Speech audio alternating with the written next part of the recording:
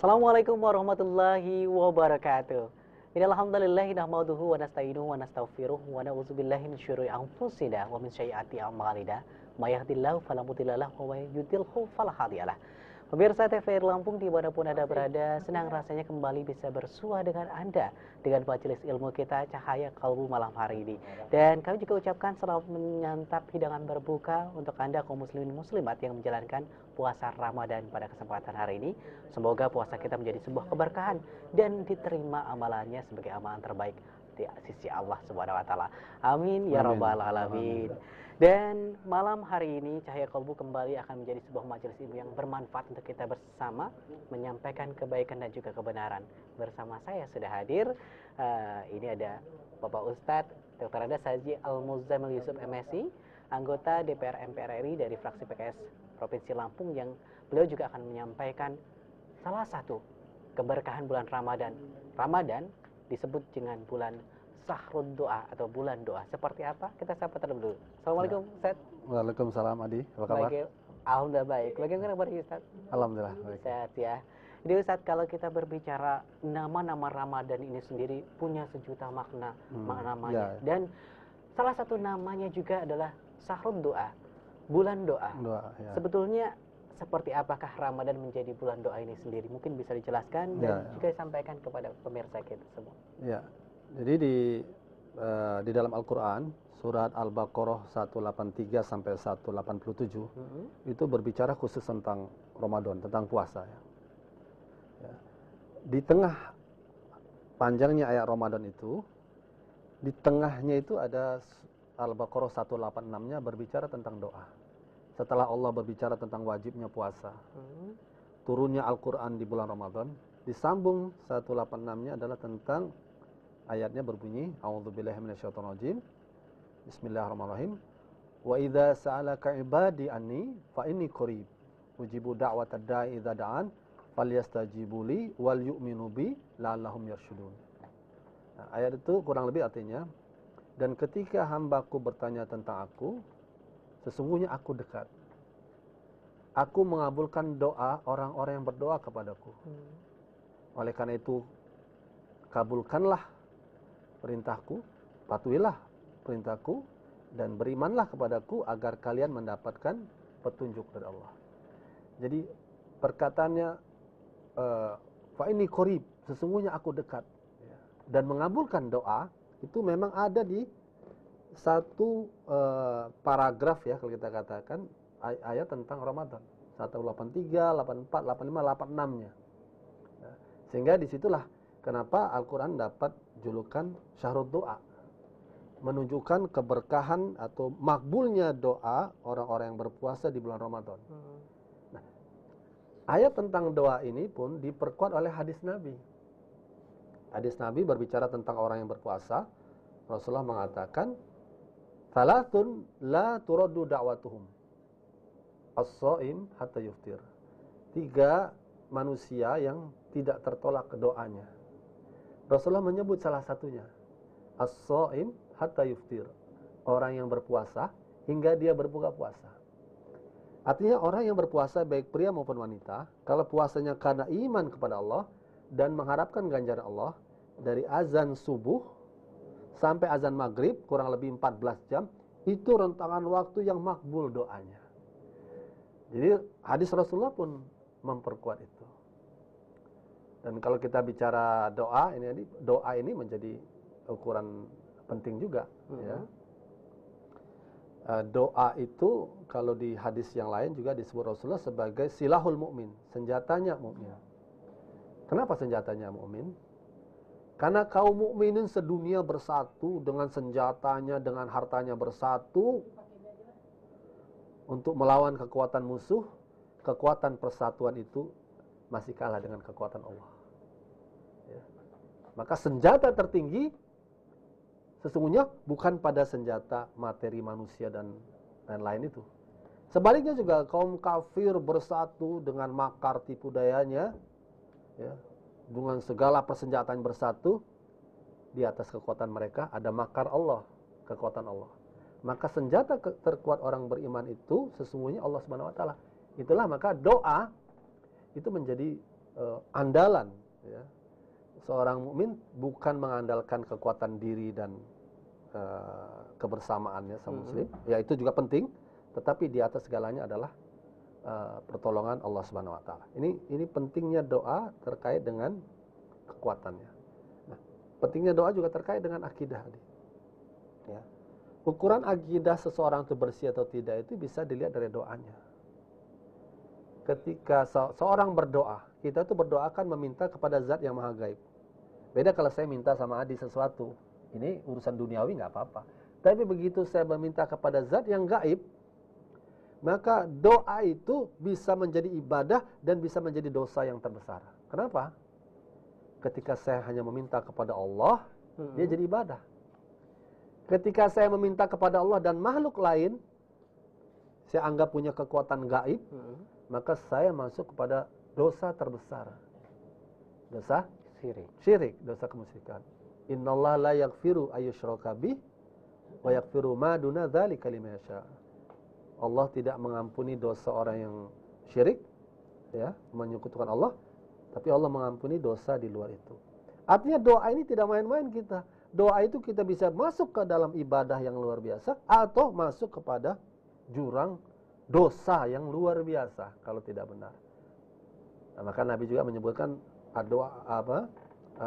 doa itu disebut mukhul ibadah, otaknya ibadah, intisarinya ibadah. Nah ini kenapa Ramadan disebut bulan doa sudah kita jelaskan, dan urgensi doa itu sebagai kekuatan dan juga salah satu penanda seorang muslim. Iya, ukuran akidah yang benar atau tidak. Ya. Nah kalau kita lebih panjang lagi mengupas, sesungguhnya pada ayat Ramadan yang kita bacakan tadi, ya, ada kaidah doa, ada rumus orang berdoa, ya, yang disebutkan tadi, fa ini qarib ujibu da'watad da'i idza da'an falyastajibu li wal yu'minu bi. Penuhilah panggilanku, kata Allah, perintah Allah, dan berimanlah kepadaku, la'allahum yarsyudun, agar kamu dapat hidayah. Jadi untuk sampai mendapatkan hidayah ada prasyarat. Prasyaratnya menerima aturan Allah, kalau kita sebutkan dalam Islam sami'na wa ta'na, terus keimanan kita. Ya. Itulah sebabnya kalau kita kaitkan dengan Nabiullah Ibrahim, ketika Nabiullah Ibrahim berdoa tentang hidayah, Nabiullah Ibrahim di Al-Quran surat 37 mendahulukan ikhtiarnya. Inni dzahibun ila rabbi sayahdin. Aku senantiasa takarub kepada Tuhanku, sayahdin, maka niscaya hidayah turun kepadaku. Apa yang duluan di situ?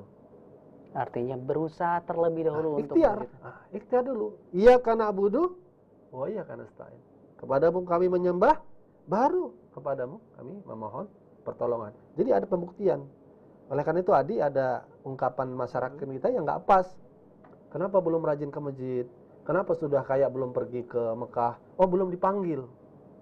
Dia nunggu dipanggil. Padahal Al-Quran sudah memanggilnya. Satu. Padahal kedua, kita itu harus berikhtiar. Nah, dalam hadis Nabi disebut kalau kita sejengkal, Allah ya datang ke kita 1000 langkah lebih. Ya, kita berjalan, Allah berlari. Jadi yang penting di kita itu ikhtiar, dan Allah lebih besar lagi anugerahnya kepada kita.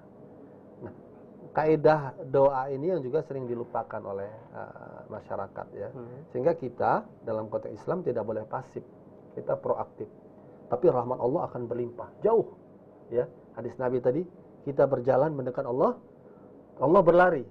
Itu dalam hadis qudsinya disebut seperti itu, ya. Baik, Ustadz Muzamil, kalau kita menilai bahwa Allah akan mengabulkan setiap doa manusia, doa seperti apa yang akan terkabul? Tentu tidak semua Allah kabulkan sebegitu saja. Ada proses dan upaya. Nah, mungkin bagaimana upaya kita untuk bisa meraih doa tersebut bisa terkabulkan? Iya. Nah, di ayat ini juga 183, 187, 188-nya bicara tentang harta. Ini penting nih.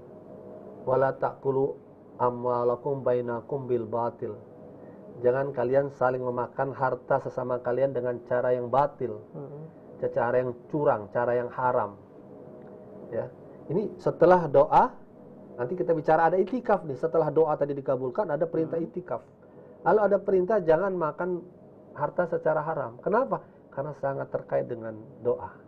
Rasulullah dalam satu hadisnya menyebutkan kalau orang makanannya haram, haram karena zatnya, ya zatnya memang haram. Misalnya orang Islam melarang babi, dia tahu babi dia makan. Orang seperti ini nggak akan terkabul doanya. Udah tahu babi dia makan. Atau haram karena cara dia mencarinya dengan cara yang haram. Nah, kalau itu dia lakukan, itu akan menghalangi doanya akan tergabulkan dari Allah Subhanahu wa taala. Itu yang jelas disebutkan. Nah, yang menarik juga adalah di Al-Qur'an agak jauh dari ayat itu memang ayat Al-Baqarah ayat 200-201 Allah berbicara tentang dua kategori orang berdoa kepada Allah. Dua-duanya kenal Tuhan. Rabbana, ngomongnya begitu doanya. Rabbana. Tapi yang pertama doanya begini. Al-Baqarah ayat 200. Rabbana atina fid dunya wa ma lahu fil akhirati min khalaq. Apa doanya? Ya Tuhan kami, beri kami dunia. Titik. Dijawab sama Allah, maka tidak ada jatah baginya di akhirat kelak. Jadi dia minta sama Tuhan, dia ingat Tuhan, tapi dia hanya minta urusan duniawi. Satu. Manusia kenal Tuhan. Yang kedua, yang berdoa, Rabbana atina fid dunya hasanah wa fil akhirati hasanah wa qina adzabannar. Nah, ini penting juga kita ingatkan kepada para orang tua. Anaknya sedang ujian, pengen anaknya lulus. Doa itu jangan sekedar lulus. Ya Allah, berikan anakku kelulusan, kepandaian, dan kepandaian itu nanti ya Allah untuk membela agamamu ya Allah. Sambung. Ya. Anakku sedang jualan, lancarkan bisnis rezekinya ya Allah, limpahkan rezeki. Untuk apa? Agar rezeki yang halal untuk bayar zakat, untuk yatim piatu. Tambah. Jangan hanya duniawi, tambah hal-hal ukhrawi di belakang doa itu. Ya Allah, anak saya sedang berjuang untuk naik pangkat. Naikkanlah pangkat dia. Jadikanlah dia pejabat. Tambah, jangan sendiri di situ. Kalau dia jadi pejabat, dia akan meneladankan kepada masyarakatnya kebaikan, ya. Menjadi orang yang jujur, memakmurkan masjid. Jangan berhenti pada. Kalau kita berhenti di situ, itu yang disebut Allah tadi, dikasih dunianya, tapi tidak ada jatah akhiratnya kelak. Dan mungkin dunia pun tidak dikabulkan. Nah, yang lebih parah lagi, seperti itu. Yang parah lagi dunianya enggak, ya kan? Akhirnya tidak. Ya kita kasihan nih, misalnya kita melihat ada orang miskin, lalu kita ajak ke masjid, dia menolak. Wah, nyari dunia aja susah, mikirin masjid lagi. Dia dunia sudah nggak dapat, akhirat dia nggak dapat.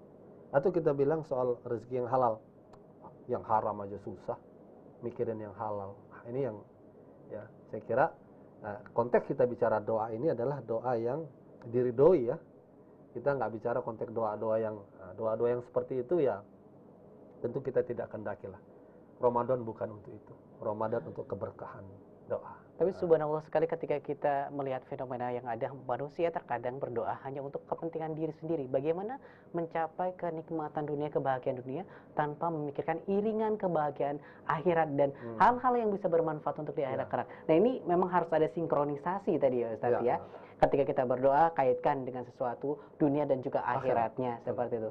Dan kalau memang dari segi etika sendiri Ustaz, doa seperti apa sih, apa pada malam-malam tertentu seperti apa di Ramadan ini yang menjadi kekuatan doa di bulan Ramadan? Ya, ini penting karena kita bahas di hari Ramadan ya. Kita lihat ayat tentang doa itu, 186. 187-nya firman Allah berbicara apa? Panjang ayatnya, saya potong saja sedikit. Wala tubashiruhunna wa antum aqifuna fil masajid. Bicara tentang itikaf di masjid. Perbedaan ibadah Ramadan Rasul dan para sahabat dengan muslimin sedunia pada saat ini apa umumnya? Muslimin sedunia itu puncak Ramadan itu di awal. Di akhir masjid tambah sepi, tambah sepi, tambah sepi, tambah sepi. Rasulullah dan para sahabat di awal rame, di akhir itikaf. Berdiam diri di masjid, niat ibadah kepada Allah pada 10 akhir Ramadan. Itu ayat tentang itikaf. Al-Baqarah 187. Sunnah tentang itikaf ya. Yang para ulama mengatakan kaum laki-laki harus di masjid, atau musola. Kaum perempuan boleh di masjid atau di rumah. Kalau di masjidnya besar, bisa dipisahkan, tidak bercampur baur. Kadang ada masjid tingkat kan, di atas itu wanita atau di belakang ditutup saf, ya, kamar mandi cukup. Ya kalau nggak cukup ya bisa pulang ke rumah. Itikaf itu idealnya 10 hari terakhir dia tidak keluar masjid kecuali untuk sesuatu yang tidak bisa di masjid. Harus ke MCK misalnya, ya, ganti pakaian misalnya kalau dia belum bawa pakaian, atau mungkin bukaan sahur belum ada. Sekarang sudah ada di situ kan, ya. Boleh dia keluar kalau terpaksa memang tidak bisa tidak. Nah, kalau tidak itikaf zaman Rasul ya diam di masjid itu. Ya, dari malam 21 itu sampai takbiran, ada yang mengatakan sampai sholat Id. Kalau wanita, dia bisa di masjid, bisa juga di rumah, rumah yang dibuat tempat ibadah. Untuk tempat mereka berdoa di rumahnya itu. Nah, inilah sesungguhnya rahasia mengajar Lailatul Qadar. Surah Al-Qadar itu sudah hafal anak-anak kita. Inna anzalnahu fi Lailatul Qadar wa ma adraka ma Lailatul Qadar dan seterusnya. Khairum min alfi syahr. Tetapi yang belum itu adalah pengamalan dalam arti mengejar Lailatul Qadar itu bagaimana. Rasulullah sudah dijamin surganya, masih disebutkan oleh istri beliau Aisyah, kana ya'takiful asyra awahil min Ramadan hatta tawaffahu Allah taala. Beliau senantiasa itikaf 10 akhir Ramadan di masjid sampai beliau diwafatkan oleh Allah. Kemudian kata Aisyah, kami para istrinya melanjutkan sunnah beliau itikaf di masjid. Ini yang disebut Imam Zuhri sekarang tidak dilakukan oleh umat Islam. Walaupun saya bersyukur ya di Jakarta, ya, di beberapa masjid, ya, di pesantren Ciputat, pesantren mertua kami juga kita buat. Ya. Saya tinggal di BSD Serpong, kita buat. Mulanya cuma 5 orang itikaf, tapi sekarang alhamdulillah ramai. Oleh karena itu pada kesempatan ini saya menghimbau kita semua ya, yang punya masjid besar, lingkungannya, hidupkanlah itikaf. Karena begitu itikaf itu sunnah itu hidup, berjalan, kalau toh kita sudah tidak ada, kita akan terus dapat pahalanya. Itulah cara yang diajarkan Rasul mengejar Lailatul Qadar, bukan dengan cara lain. Ya. Dengan itikaf itu berdiam diri di masjid untuk apa? Salat wajib, salat sunnah, baca Quran, zikir, istighfar, tafakur. Bagus bersama keluarga. Ya. Agar apa? Agar keluarga biasa dengan masjid. Ya. Merancang masa depan. Apa yang akan kita lakukan untuk masa depan dunia hasanah, akhirat hasanah tadi itu. Kita rancang, kita berpikir mendekatkan anak dan istri, ya. Saya kira itu sangat baik sekali untuk dilakukan, ya. Saya himbau lah pada kesempatan ini kita makmurkan masjid kita. Baik, kalau kita lihat tadi keterkaitan luar biasa ternyata dari Quran surat Al-Baqarah, ada keterkaitan antara puasa, perintah puasa dilanjutkan dengan kekuatan doa, dan juga puncaknya adalah i'tikaf. Ketika semuanya dirangkai menjadi sebuah satu hal, itu menjadi kekuatan besar untuk bisa memuliakan Ramadan sebagai bulan yang penuh manfaat bagi diri sendiri.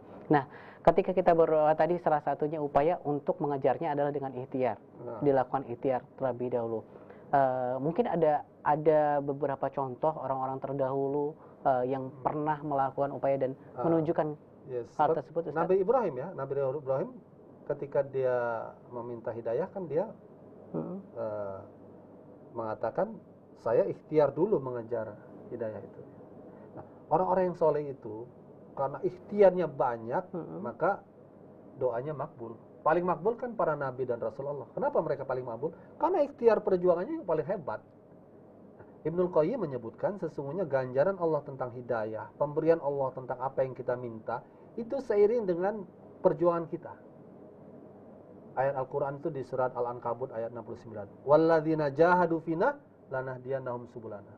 Orang yang bersungguh-sungguh di jalan kami tunjukkan jalan-jalan kami. Nah, Ibnu Qayyim itu menyebut ini rumus. Semakin hebat jihad perjuangan di jalan Allah, semakin hebat pemberian hidayah dari Allah. Apa saja rahmat Allah semakin hebat. Maka para nabi dan Rasulullah paling hebat. Rahmat, hidayah, petunjuk, pengabulan doanya. Karena lebih sangat hebat jihadnya. Nah, yang di Quran pengabulan doa ya. Doa ini luar biasa. Kita lihat ibunya Maryam kan ketika dia hamil. Nah, ini para ibu ya, sangat penting doa itu. Dia katakan ini nazartu ma fi batni muharraran fataqabbal minni. Dia minta seorang anak laki-laki yang akan berkhidmat di masjid Allah. Satu saja tidak dikabulkan. Laki-lakinya tidak dikabulkan. Yang dikabulkannya apa? Jadi dia minta anak soleh, yang dikasih anak salihah, Maryam. Jadi yang paling penting memang bukan jenis kelamin, laki atau perempuan. Yang paling penting substansinya, solih atau solihah. Ya. Kalau tidak, itu rugi. Mau dia laki, mau dia perempuan, permintaan kita sesuai dengan permintaan kita, cantik, ganteng, kaya, segala macam. Kalau tidak ada solihnya atau tidak ada solihahnya, orang tua merugi. Doa kita nggak benar. Jangan sampai nanti melihat nih ada bintang film artis ganteng, pengen minta kayak dia, gitu doang mintanya. Itu minta dunia itu, nggak ada minta akhiratnya tuh. Wah, keren tuh ya, anak kita kayak dia ya. Kerennya doang nanti itu. Wah, cantik tuh ya, anak kita nanti kayak dia ya. Nah, yang diminta ibundanya Maryam adalah apa?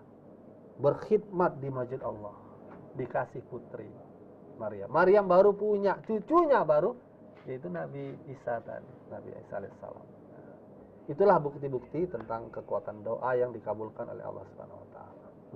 Nah, ini menjadikan gambaran luar biasa bahwa doa memiliki kekuatan yang begitu besar. Bahkan doa juga menjadi sebuah sesuatu yang senjata luar biasa bagi kaum muslimin juga.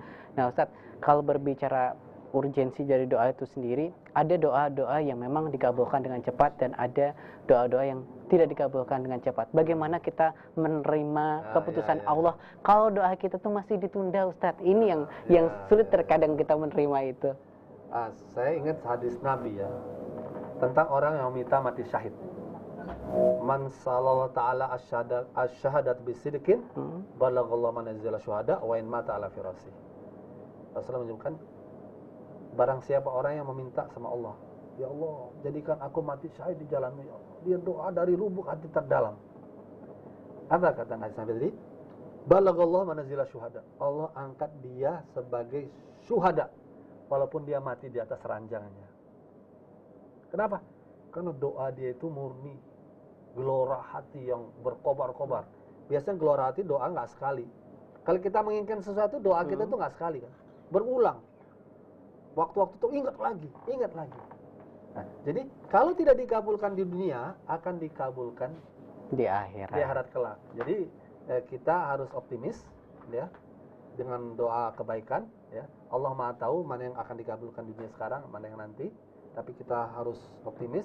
Kalau tidak di sini ya di akhirat kelak. Makanya minta yang bagus-bagus. Jangan sampai doa kita dikabulkan tadi di akhiratnya kita nggak dapat apa-apa karena hanya minta duniawi. Iringilah doa duniamu dengan doa akhiratmu. Itu yang harus dilakukan. Baik, tanpa terasa Ustadz dan juga pemirsa, kita sudah ada di penghujung kebersamaan kita dalam Majelis Ilmu Cahaya Qalbu kita pada kesempatan kali ini. Namun sebelumnya Ustadz, ini dimohonkan kesediaan untuk memimpin doa kita bersama di bulan Ramadan ini. Semoga menjadi doa yang termakbulkan kita malam hari ini. Rabbana taqabbal siyamana wa qiyamana wa ruku'ana wa sujudana wa tadarru'ana wa takhashu'ana wa tamim taqsirana ya rabbal alamin. Ya Allah, terimalah puasa kami, salat tarawih kami, ruku dan sujud kami, berbagai kebaikan kami di bulan Ramadan ini ya Allah, dan sempurnakan atas kekurangan kelemahan kami yang telah kami lakukan di bulan Ramadan ya Allah. Dan jadikanlah Ramadan ini lebih baik dari seluruh Ramadan yang telah kami lalui ya Allah. Berkahilah dan temukanlah kami kepada Lailatul Qadar, dan berkahlah kepada kami sebagai ibadah lebih baik dari 1000 bulan. Amin amin ya rabbal alamin. Ya rabbal alamin. Baik, terima kasih Ustadz Al-Muzammil Yusuf yang sudah bersedia hadir hari ini dan juga mengimami doa kita. Semoga menjadi bagian doa terbaik untuk kita. Dan pemirsa, dapat kita simpulkan bahwa Ramadan sebagai syahrul doa merupakan media kita untuk selalu mendekatkan diri pada Allah Subhanahu wa taala. Iringi doa kita, yakni doa dunia dengan doa akhirat, dan iringi juga dengan ikhtiar terlebih dahulu dengan lebih baik. Niscaya Allah kabulkan doa itu lebih cepat dan lebih dekat. Baik, semoga majelis ilmu kita kali ini senantiasa mendapatkan keberkahan dan menjadi jalan kebaikan kita bersama. Dan Ustadz, kita pamit kepada pemirsa kita. Sampai jumpa di Cahaya Kalbu untuk edisi selanjutnya. Wabillahi taufiq wal hidayah. Wassalamualaikum warahmatullahi wabarakatuh. Waalaikumsalam warahmatullahi wabarakatuh.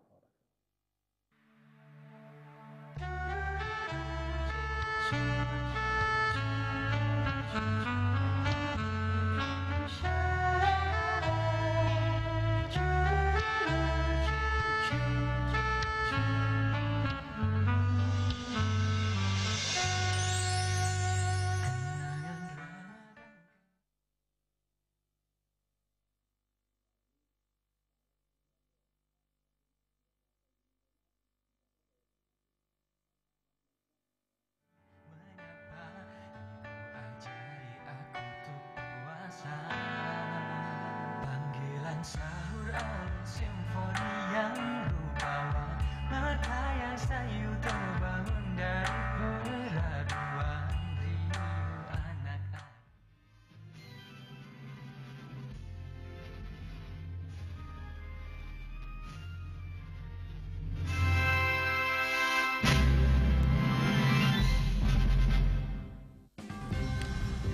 Polisi tetapkan 3 tersangka insiden bentrokan